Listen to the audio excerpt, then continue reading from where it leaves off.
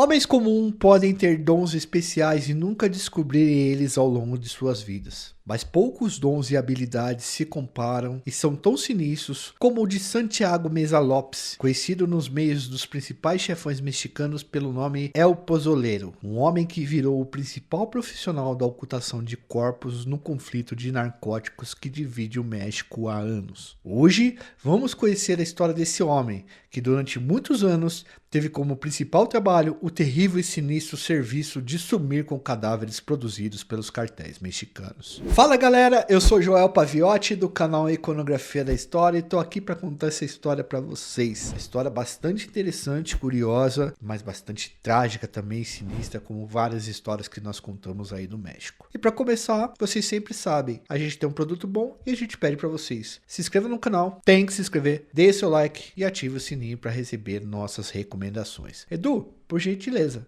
roda a vinheta.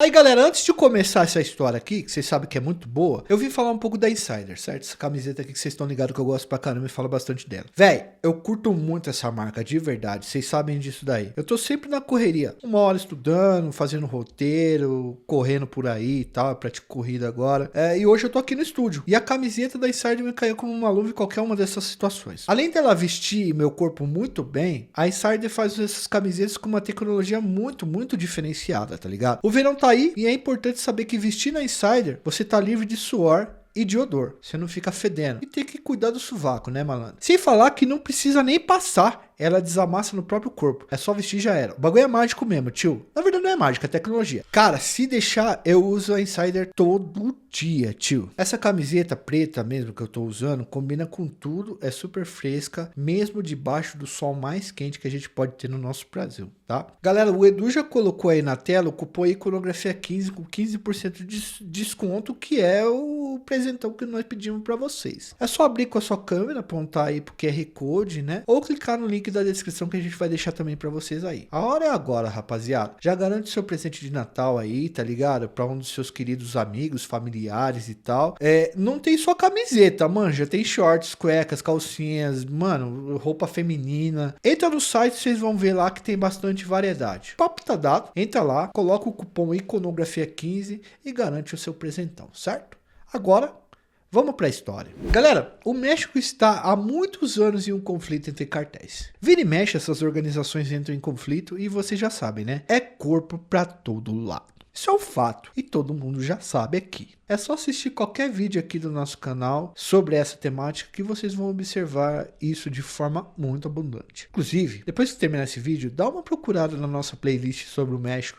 Vocês vão conhecer histórias muito loucas mesmo. A gente garante para vocês que são histórias bastante curiosas. Enfim, vocês estão ligados no tanto de execução que tem por lá, mas talvez o que vocês não saibam, talvez nunca leram ou assistiram algum vídeo, é que existe todo o mercado de serviço para sumir com os corpos após os homicídios cometidos em decorrência desse conflito. Os caras chamam esse tipo de serviço de lá de mercado da muerte. E assim, um cartel quer ferrar o outro, ou tem que tirar a vida de alguém, e eles fazem depois a contratação de grupos que executam esse serviço, tiram a vida dos outros. Esses executores vão e pau, picam bala nos caras e tiram a vida deles. Esse é o trampo desses executores. Só que no fim das contas, o processo de tirar a vida por meio da arma de fogo não termina simplesmente com o silêncio da pistola após os disparos. Há todo um trabalho a ser feito. Primeiro para despistar a polícia, limpando as provas e depois sumindo com o corpo. Ou também esculachando o corpo, que é para deixar ele em exposição depois de maltratá-lo. Tipo amarrar num poste, colocar uma placa, tirar a cabeça do cara e enviar num cooler na casa de alguém. Na segurança pública que nós estudamos, a gente fala sobre esse tipo de violência através do termo mexicanização. Não basta para os caras só tirar a vida. Execuções de algumas pessoas servem como recado para outras. Além de tudo isso, há também os profissionais que somem com esses corpos. Gente, inclusive, que é muito bem paga para isso. E é a partir daí, desse trampo de sumir com corpos, que entramos no nosso personagem principal aqui. Depois de ter explicado todo o contexto, fica mais fácil entender a importância dele na nossa história. Santiago Meza Lopes nasceu adivinha onde? Em Guamuchil, estado de Sinaloa. Rapaziada, por que eu tô falando isso? Sinaloa é um estado brabo, tio. Os caras mais ruins que já falamos aqui nesse canal é de lá. Miguel Félix Gallardo, El Chapo, Chaleno Sanches, Rafael Caro Quinteiro, El Macho Prieto, uma penca de gente ruim, braba. Tem vídeo de todos esses caras aí no nosso canal, tá? E eles são brabo mesmo. Ali é um local que o filho chora e a mãe não vê. Ninguém sabe de quem é a mão que balança o berço. Santiago tem história muito parecida com todo mundo que a gente falou aí em cima. Infância pobre, um monte de irmão na casa, construiu família ainda novo. Teve que ralar muito para ganhar dinheiro, já que o estado de Sinaloa era muito pobre e não forneceu educação e nem nada parecido para esse cara para poder incluir ele no mercado de trabalho formal. A galera que morava na parte rural de Sinaloa ali era bem pobre. Seria mais ou menos como se fosse uma quebrada, uma comunidade na época. Muita pobreza mesmo lá no México, inclusive no estado de Sinaloa, na área rural, onde nasceu a maioria desses caras. Novo, com apenas 19 anos de idade, o Santiago já tinha uma família e filho para criar. E ele começou sua carreira na construção civil. E adivinha o que ele fazia? Construía mausoléus, que são túmulos enormes para que fique ali alocado nesse túmulo, né, os traficantes e as suas famílias. Até que um cara muito poderoso muda a vida do Santiago de vez. O nome do mano era Teodoro Garcia Cimental, conhecido como El Tel. El Tel era uma espécie de chefe de logística dos irmãos Arellano Félix, chefes do cartel de Tijuana. A gente já falou desses caras, né, um pouco sobre eles, os irmãos Arellano, no vídeo sobre a vingança de Alguero. Vamos deixar no card aqui, pois o vídeo é muito bom e fala sobre vingança e conta um pouco das histórias, né, da história desses caras aí que eram chefes do El Tel. Bom, galera, o El Tel pegou confiança em Santiago, pois além do cara ser muito trabalhador, ele era um cara gente boa, que obedecia as ordens do El Tel sem perguntar muito. O patrão mandava, ele fazia. E até então ele não estava fazendo nada de errado. O El Tel, ele era chefe de grupo de executores, gente que tirava a vida para os cartéis. E ele precisava de um cara para o seu grupo. Mas a função desse cara não era tirar vidas. A função dele era ser sopeiro, ou seja, sumir com corpos. Vou explicar para vocês, tá? Antes de El Tel, os irmãos Arellano jogavam os corpos em rios, né, os corpos que eles tiravam a vida, o que facilitava a identificação para a polícia. No final dos anos 90, esses caras contrataram israelenses que dominavam um processo chamado processo de dissolução de metais em ácido. É neste momento que Santiago descobre seu principal talento além de construir túmulos: sumir com corpos em barris com soda cáustica e outros ácidos. Ele participa de um curso macabro com os israelenses e até desenvolve sua própria receita de sumir com o corpo. Nós pesquisamos como ele fazia, mas logicamente que a gente não vai falar aqui para vocês ou ensinar um monte de homem mal intencionado como que some com o corpo dos outros, né, mano? Como derrete o corpo dos outros de ácido. Nós temos princípios, nós temos valores. Em determinado momento, El Tel trai os irmãos Arellano Félix, passa a trabalhar para El Chapo no cartel de Sinaloa. Tel leva toda a sua equipe para o outro grupo, entre eles estava o Santiago Meza. Durante a guerra, o conflito entre os dois cartéis, entre Tijuana e Sinaloa, Santiago derretou tanto corpo e ele fazia tão bem o trampo que ele ganhou o apelido de El Pozoleiro. Esse nome no Brasil seria como se fosse o sopeiro de carne ou preparador de sopa. Pozole, né? Pozole é uma sopa tradicional mexicana. Essa sopa, ela é feita ou com carne de porco ou com carne de frango, né? Eles ensopam no molho de tomate e ela é servida bem quente. Logo, os caras fizeram uma ligação dos corpos dissolvidos em barris com o lance da sopa, né? Porque tudo ali é muito sádico no mundo do narcotráfico mexicano. Imagina, galera, o cara tirava a vida de alguém e quem que ele chamava? Chamava o El Pozoleiro. Em poucas horas, o corpo já estava dentro do barril e em poucos dias só sobravam pedaços de ossos que nem DNA dava para tirar mais. Aí, como dizem no México, sem corpo, sem crime. El Pozoleiro começou a ser procurado até por outros cartéis, dado a eficiência que ele dava no seu trabalho. Ele era uma peça fundamental. Chegou um momento que era tanto o corpo chegando que ele precisou alugar até um local maior. Ele alugou uma fazenda para fazer o trampo. E assim, galera, quando a gente fala a frase sem corpo, sem crime, é que é o seguinte: a polícia geralmente investiga autoria e materialidade. O que que acontece? O cara investiga quem cometeu o crime, né, o autor, e investiga o corpo que esse crime foi cometido, que seria o cara que foi ele que perdeu a vida. Se você não tem o corpo do cara, fica muito difícil de você entender ou provar que esse cara não tá vivo.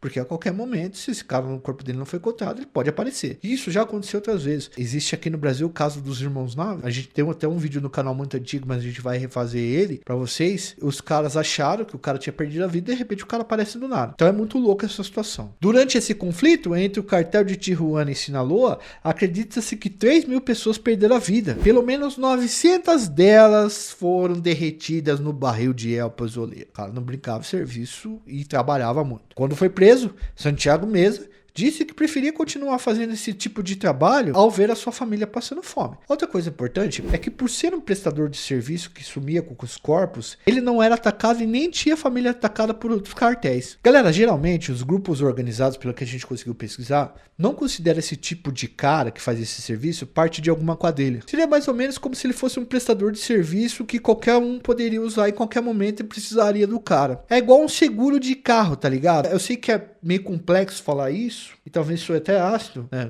A gente nem pode ficar falando muito de ácido nesse vídeo, mas é como se fosse seguro, que a pessoa paga para não usar, tá?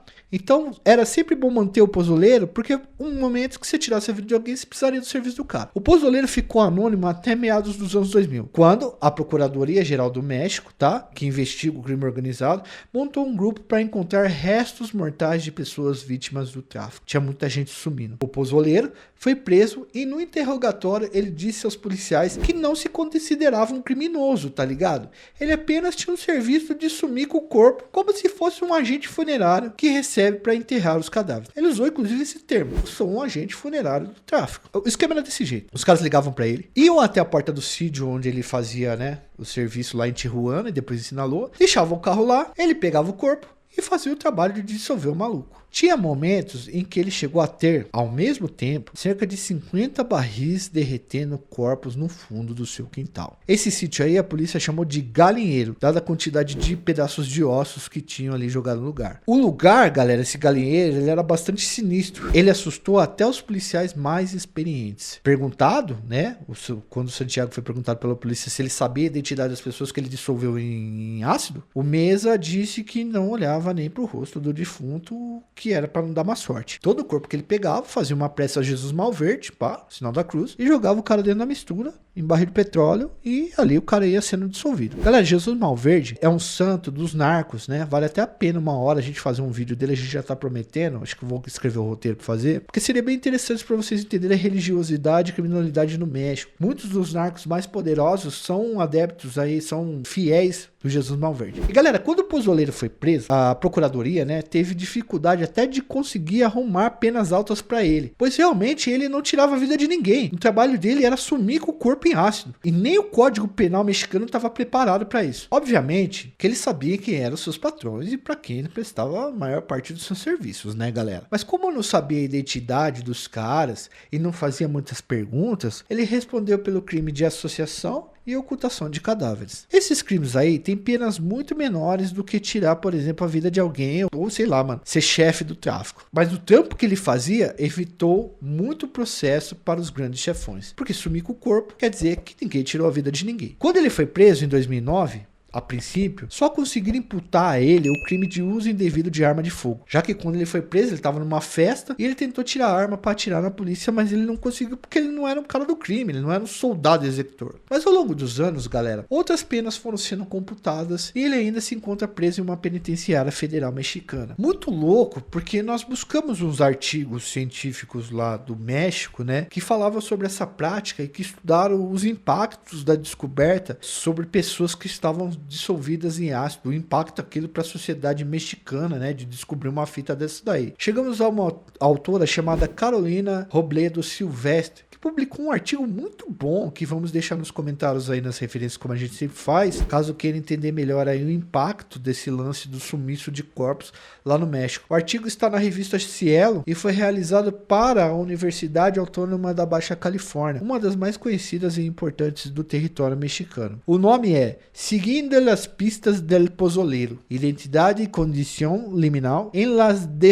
desaparições de la guerra contra las drogas. Vocês gostaram do meu portunhol, né, tio? Eu tô lendo em várias línguas aqui pra trazer uns bagulho da hora pra vocês. E a gente merece o seu like, deixa aí, tio. Se inscreve no canal também, vagabundo. Pra autora que nós citamos aí pra vocês, há toda uma questão simbólica nesse lance do derretimento de corpos em barris. Porque o que acontece? Quando se derrete esses corpos, o corpo some. E aí a família não consegue viver o luto. Porque quando você não tem o corpo, você não consegue acreditar na sua mente que o seu parente foi realmente embora, que ele faleceu. Aí isso vai causando sérios complexos na sociedade mexicana. Além do mais, o governo mexicano estava se beneficiando desse sumiço dos corpos. Porque quando você acha um corpo, você coloca o cara na estatística do homicídio. Quando você não acha, você coloca o cara na estatística do desaparecido. Então os índices, as curvas de crimes violentos acabam baixando e o governo mexicano acaba falando que está combatendo bastante, né, os narcotraficantes e o comércio de entorpecentes e os conflitos decorrentes disso,